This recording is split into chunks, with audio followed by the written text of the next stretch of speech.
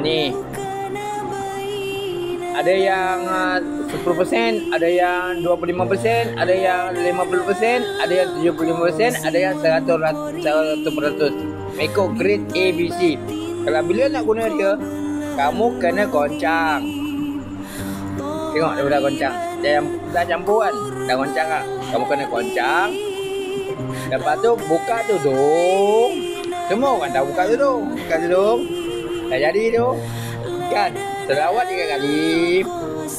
Bubur belakang. Bubur belakang telinga.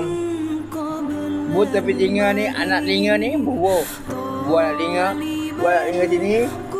Lepas tu bubur mata. Dapur.